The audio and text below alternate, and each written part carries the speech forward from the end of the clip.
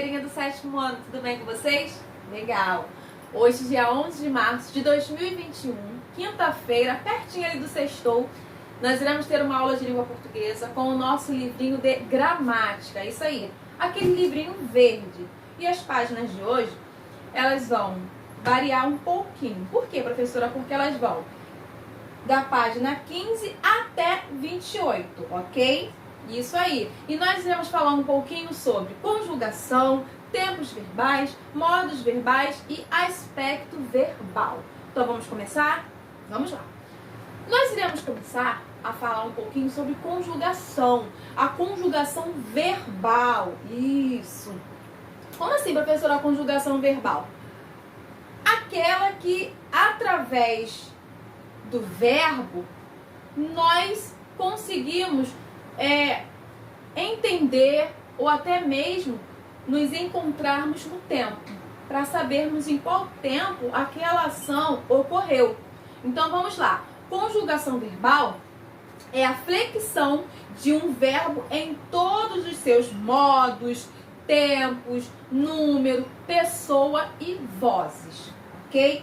Então vamos aos nossos exemplos. Nós temos aí verbos na primeira conjugação. Esse verbo aí na primeira conjugação são verbos terminados em ar. Ar, professora? Sim. AR. Aí eu tenho aí suar, criar, cantar, falar, amar. Mas também nós temos aí a segunda conjugação, que são os verbos terminados em er. Exemplo: escrever, repor, vender. Lembrando que temos aí uma observaçãozinha. Como assim, professora? Perceberam uma diferença? Eu falei escrever, eu falei vender, mas eu também falei repor. Aí o aluno ele para e aparece um pontinho de interrogação dentro de uma nuvenzinha. Aí ele fala assim: poxa, mas repor termina em OR. Sim, mas lá atrás... aí a gente entra numa historinha. Muito tempo atrás, tá? O verbo pôr, ele era escrito com er. E o modo de falar e escrever era assim, da seguinte maneira: poer. Isso. E com o passar dos anos, esse verbo, ele variou. Teve uma mudança. E ele passou a ser escrito e também falado sem o fonema e. E por isso, o verbo pôr e seus derivados como repor, propor, supor e assim vai, eles pertencem à segunda conjugação. Mesmo eu falando repor, supor, porque ele teve aí essa variação, essa mudança, ok? Então agora vamos falar um pouquinho sobre os verbos terminados em ir. Terceira conjugação.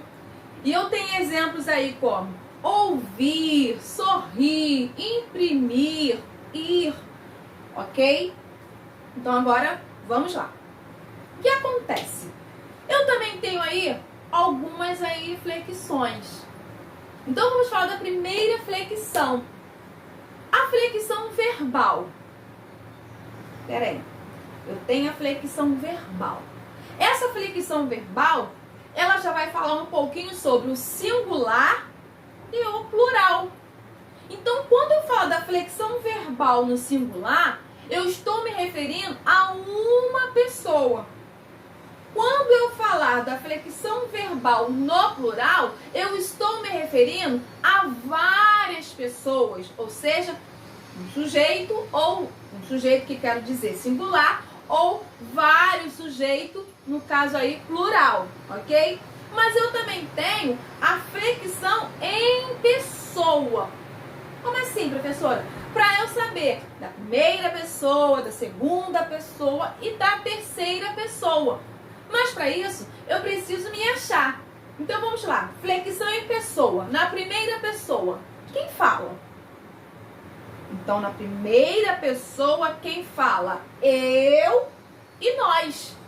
E na segunda pessoa? Na segunda pessoa, já muda, porque na segunda pessoa está se referindo com quem fala. E esse com quem se fala aí, eu tenho o exemplo tu e vós. Mas eu também tenho a terceira pessoa. E essa terceira pessoa aí já é de quem se fala. E eu estou me referindo a ele ou eles. Estão entendendo? E eu tenho a flexão em modo. Esta flexão em modo aí, ela já vai me dizer em qual tempo aí está ocorrendo aquela ação. Porque se for no modo indicativo, o meu modo indicativo, ele já vai estar falando, ele vai estar indicando a uma realidade. Agora, se eu estiver falando do subjuntivo, ele já vai estar indicando aí uma possibilidade, ou seja, pode acontecer ou não. Mas também se eu estiver falando do meu modo imperativo, o meu modo imperativo, ele indica o quê? Já uma ordem. Isso, ele já vem indicando uma ordem. E também nós temos aí as formas nominais. Que as formas nominais são infinitivo, particípio e gerúndio. Ok? Então agora vamos falar um pouquinho aí sobre os tempos verbais, já juntinho ali com os modos verbais, para não haver aquela dúvida, tá? Para eu não falar primeiro sobre os tempos e depois os modos, então vamos falar um pouquinho juntinho. Por quê? Os tempos verbais, ele vai indicar ali o momento exato da ação verbal, o momento em que aquela ação está acontecendo. Aí eu vou me achar no tempo. Peraí, opa, eu estou no presente. Não, eu estou no passado. Ou, peraí, eu estou no futuro. Ou está acontecendo. Ou já aconteceu. Ou vai acontecer. Vocês estão me entendendo? Então vamos lá. Então olha só, eu tenho aí o modo indicativo. Esse modo indicativo que eu acabei de falar, ele já vai expressar o quê? Uma certeza. Ele não vai ter nenhuma dúvida e nenhuma possibilidade, mas ele já vai vir com uma certeza. Aí eu tenho um exemplo aí, ó. Eu gosto de chocolate. Eu estou afirmando que eu gosto de chocolate. Assim é o meu modo indicativo, tá? E esse meu modo indicativo aí, ele tem os tempos. E os tempos do indicativo, eles são, eu tenho aí o presente, o pretérito e o futuro. Somente 3 professoras. Sim e não. Por que sim e não? Porque o meu presente, ele não se subdivide. Ele fica ali no presente. Agora, o meu pretérito tem uma divisão aí. Por quê? Porque o meu pretérito, ele vai dividir em pretérito perfeito, ele vai falar sobre pretérito imperfeito e pretérito mais que perfeito, tá? Não deixa de ser passado. E eu também tenho o futuro. O meu futuro, ele também se divide. Como assim, professora? Ele passa a ser futuro do presente e futuro do pretérito. Então percebam que eu falei sobre o modo, que foi o modo indicativo, e também falei sobre o tempo, que foram presente, passado e futuro, ok? E eu também tenho agora o meu modo subjuntivo, porque o modo subjuntivo, ele já vai falar, ele vai expressar sobre desejos, sobre possibilidades. Ah, queria tanto. Ah, talvez aconteça. Entendeu? Aí eu tenho um exemplo. Exemplo. Espero que você esteja bem.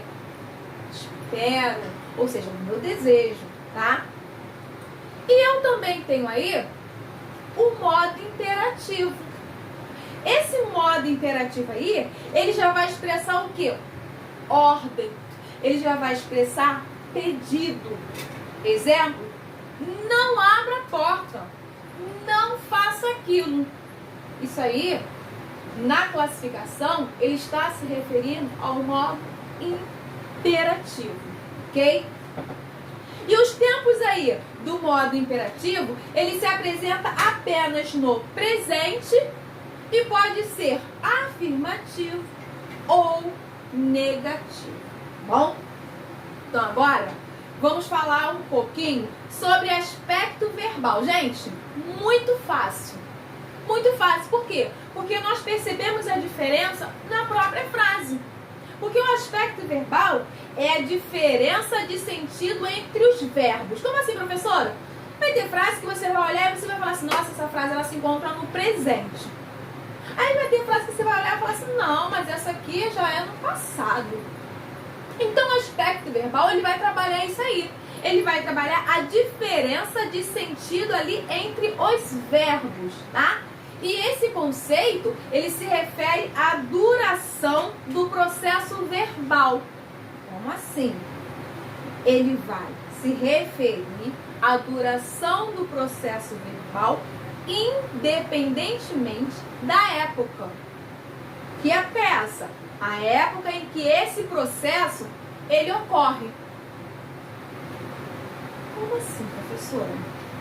Para ser mais claro, ele vai prestar bastante atenção na duração. E essa duração aí que vai estar sendo avaliada, essa duração ela pode ser momentânea, ela pode ser permanente, passageira ou habitual. Ou também ela pode ser concluída ou não concluída. Querem ver um exemplo? Então vamos lá. Vou dar um exemplo para vocês. Olha só. Eu viro para vocês e falo assim: o rio está limpo. Primeira frase. O rio está limpo. Segunda frase. O rio é limpo. Presta bastante atenção nos verbos que estão em negrito. O rio é limpo. Terceira frase. O rio continua limpo. Olha para os meus verbos em negritos aí que vocês vão ver a diferença. Quarta frase. O rio estava limpo. Perceberam as mudanças nos verbos? Então agora vamos entender melhor esse tipo de mudança. Vamos lá. Porque quando eu falo assim, ó, o rio está limpo, a qualidade aí de limpo é passageira, ou seja, temporária. O rio está limpo. O que eu quero dizer? Que a qualquer momento ele pode ficar sujo. Agora, quando eu falo assim, o rio é limpo, essa qualidade aí, eu quero dizer o seguinte, que é permanente. Não, esse rio aqui ele é limpo. Pode entrar, pode tomar banho, pode fazer isso, pode fazer aquilo, porque ele é limpo.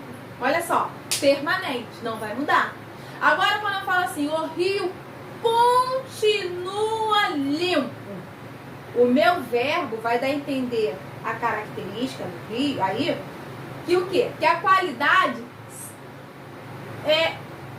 se iniciou. Ou seja, qualidade que se iniciou. Porque olha só, o rio continua limpo.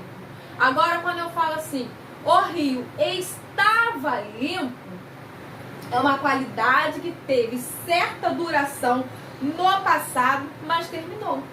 O rio estava limpo. Aí eu falo assim, nossa, mas o rio estava limpo quase agora. Quer dizer, acabou, não está mais. Então isso aí se dá o nome de aspecto verbal. A mudança aí, tá? Do verbo. Ok, galerinha? Deixei para vocês algumas atividades. Nossa aula fica por aqui. Agora eu deixo para vocês um grande beijo e um ótimo final de semana, ok? Tchau, tchau.